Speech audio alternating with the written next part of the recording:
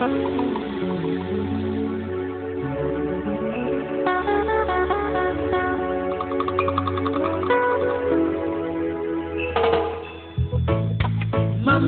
tumame,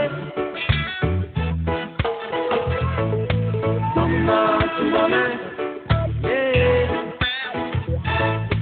Sora pukame, na winike tombeme, mama tumame. Susunda kore, dale korie, iwena menifo, zirafa.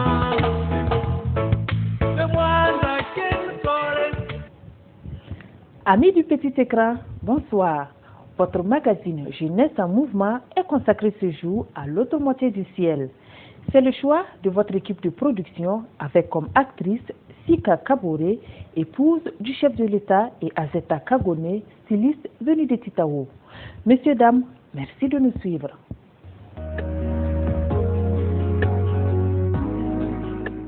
Habiller les personnalités de son pays, c'est le rêve de Azeta Kagone. Elle a saisi la tenue des États généraux de la jeunesse pour concrétiser son rêve. C'était sous les flashs et les projecteurs de caméra. Jeune couturière en provenance de Titao dans le Loroum, les talents de cette dame dépassent désormais les frontières de sa province et même de sa région, le Nord. Azeta Kagone s'apprête aujourd'hui à habiller l'époux du chef de l'État par la prise de ses mesures. Elle a accepté de prendre ses mesures. Je lui proposer des choses à faire défiler des mondes avec, par exemple, les jeunes du Nord. Toutes ces personnes qui ont besoin de faire. Donc, je suis fière de ça. Je remercie Dieu.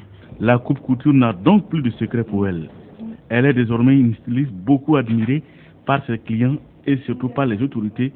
Et ce n'est pas le ministre en charge de la jeunesse, client de Azeta Kagone ce jour, qui dira le contraire. Je pense que c'est une fierté et une raison supplémentaire de redoubler d'efforts, parce que quand on a des produits du ministère, à travers les centres de formation du ministère qui arrivent à s'installer, il n'y a pas une meilleure façon de rendre hommage donc aux activités d'abord des formateurs du ministère, à tous les partenaires techniques et financiers qui accompagnent le ministère, au gouvernement, donc qui a mis en place donc ces centres de formation.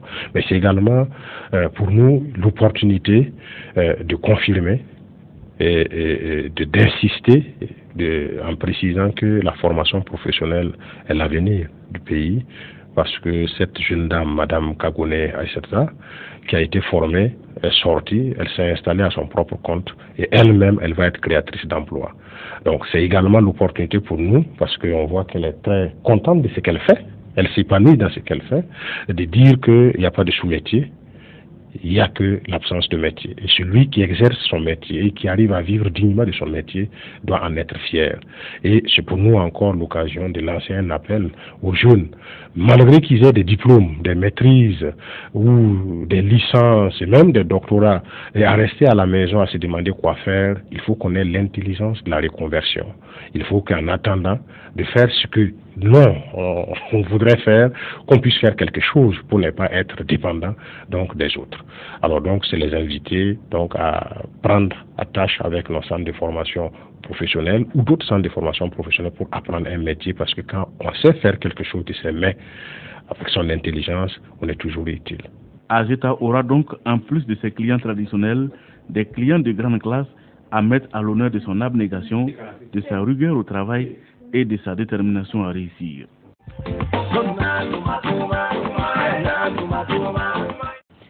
Sika Kabore, épouse du chef de l'État burkinabé, est sur la première ligne quand il s'agit de la défense des droits humains. Notre confrère Dieudonné Soubega l'a rencontré en marge des États généraux de la jeunesse, une interview exclusive pour votre magazine. Page entretien de ce magazine, mesdames, messieurs, nous recevons pour vous Sika Kabore, épouse du chef de l'État. Madame Kabore, bonsoir. Bonsoir, M. Soubega. Merci de répondre à nos questions. Nous avons suivi votre communication qui a été ovationnée par les jeunes. Mais dites-nous, quelle est la nuance entre le mariage d'enfants et un mariage précoce? Alors, jusqu'à il n'y a pas longtemps, on parlait de mariage précoce. Mais nous, aujourd'hui, nous préférons qu'on parle de mariage d'enfants, parce que nous considérons que cela choque beaucoup plus les opinions. Voilà. Quand nous parlons de mariage d'enfants, des questions d'enfants, de filles qu'on marie, qu'on transforme en épouse. Vous voyez que ce terme est beaucoup plus choquant que le terme mariage précoce. C'est pour ça que nous avons préféré aujourd'hui, et c'est de façon internationale d'ailleurs, nous préférons utiliser le terme de mariage d'enfants. Madame Kabouré, quelles sont les causes et les conséquences du mariage d'enfants au niveau du Burkina? Les causes, elles sont nombreuses. Elles sont nombreuses. Il y a des causes économiques, des familles pauvres qui veulent, par ce biais, avoir des moyens, donnent leurs filles en mariage à des riches commerçants, par exemple. Nous avons des causes qui sont socio-biologiques. C'est le problème, cela pose le problème des castes, les personnes issues de souches nobles qui ne veulent pas que leurs filles épousent les personnes castées. Il y a également les alliances ethniques. Je suis de telle ethnie et je ne veux pas donner ma fille à quelqu'un qui est de telle ethnie. Des causes, il y en a énormément. Il y a les causes... Bon, souvent, il y a également les promesses entre familles. Je promets de te donner ma fille pour qu'elle épouse ton garçon. Et il y a, dans certaines ethnies également, il y a les mariages consanguins. Voilà. Dans tous les cas, c'est souvent que on veut pas attendre que la fille ait l'âge de s'autodéterminer. Alors on la force à se marier très rapidement. Voilà. Et Madame Kabouré, on sait que la pratique existe.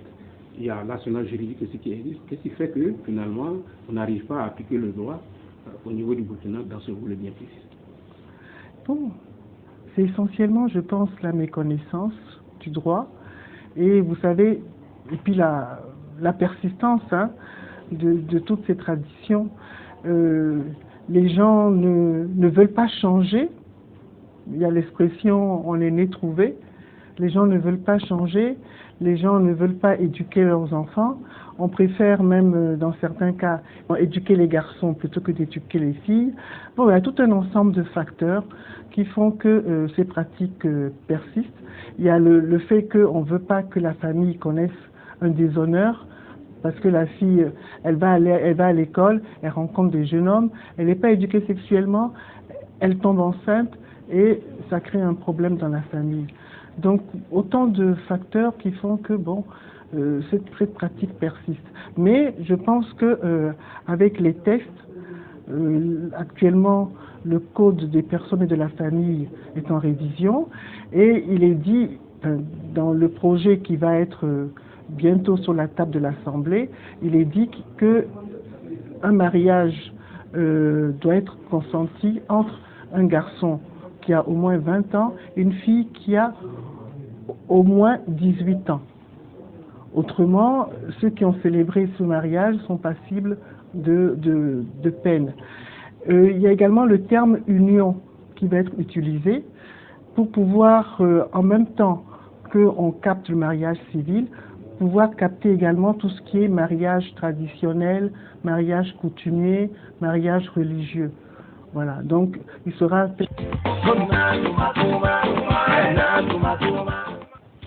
La styliste Azeta Kagone tient à ses engagements. Depuis son atelier de coupe-couture à Titawo, elle a libéré son génie créateur pour habiller l'épouse du chef de l'État. Un pari réussi, séance de remise de tenue sous le regard de Nyaki Teda et de Francis Zagré.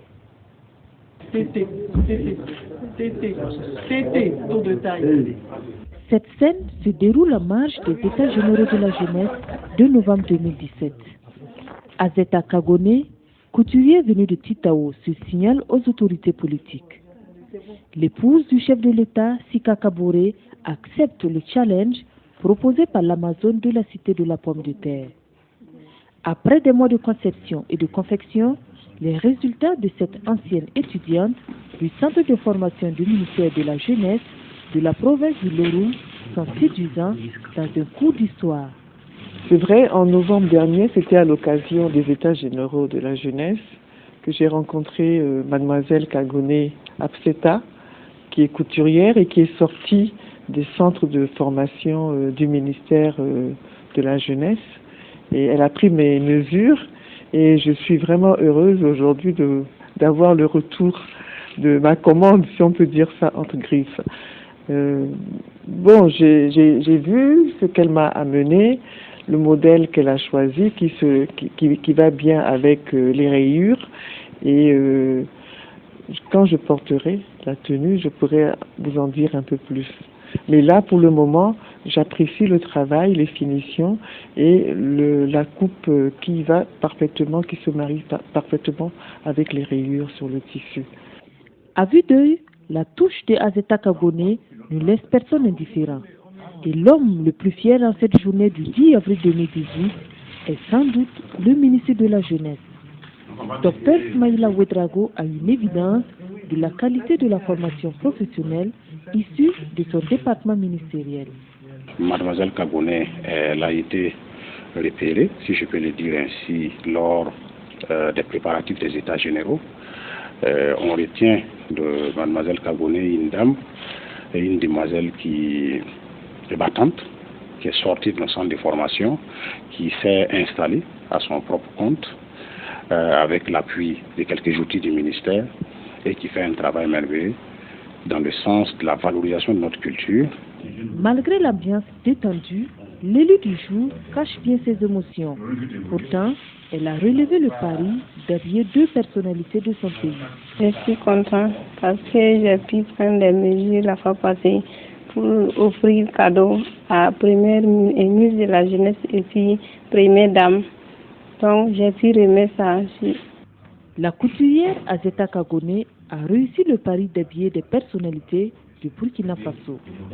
D'autres jeunes issus des centres de formation professionnelle peuvent aussi relever le défi de coiffer et de nourrir les bonzes de la République, pour peu qu'ils croient à leur talent et osent proposer des services sans complexe.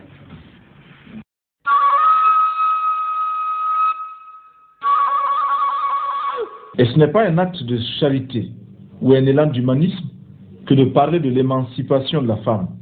C'est une nécessité fondamentale pour le triomphe de la révolution. Les femmes portent sur elles l'autre moitié du ciel. Créer une nouvelle mentalité chez la femme voltaïque qui lui permette d'assumer le destin du pays aux côtés de l'homme est une des tâches primordiales de la révolution. Il en est de même de la transformation à apporter dans les attitudes de l'homme vis-à-vis de la femme.